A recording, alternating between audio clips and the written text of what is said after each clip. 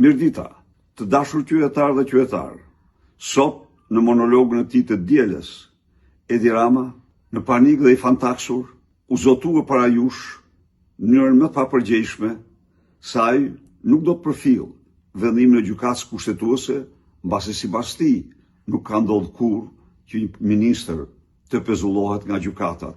Ky është një mashtrim i madh sa vetë Edi Rama në rajon, në Europë dhe në botë, gjykatat kanë pezulluar jo vetëm ministra, por edhe kryeministra.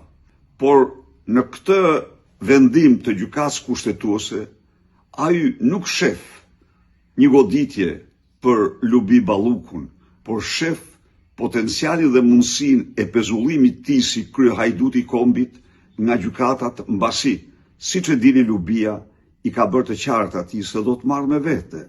Sot në monologun e tij, ai kërcënoi dhe Europën. I tha se alternative vetme për Shqipërinë në Europë jemi ne hajdutët, e mëdhej, ne që azjesojmë shtetin ligjor dhe nuk njohim ligj as kushtetut.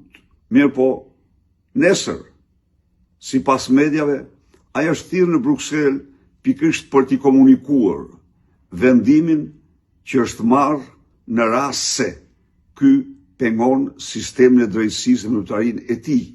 Dhe ky vendim do të jetë, me sa duket, vendimi më i paprecedent që është marrë ndonjëherë në Bashkimin Evropian, sepse është absolutisht i paprecedent qëndrimi dhe vendimi i Edi Ramës për të asgjësuar shtetin ligjor me një grush shteti brenda shtetit.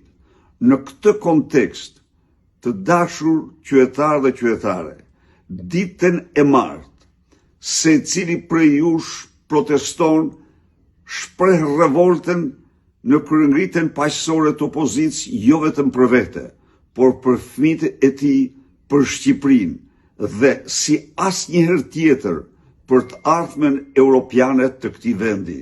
Ndaj dhe ju ftoj të marrim fatet në dorë të Shqipërisë, të qëndrojmë ligjeve dhe kushtetutës të vendit si rruga e vetme e integrimit të Shqipërisë në Bashkimin Evropian, si rruga e vetme për rivendosjen e shtetit ligjor, ligjit dhe kushtetutës në Shqipëri.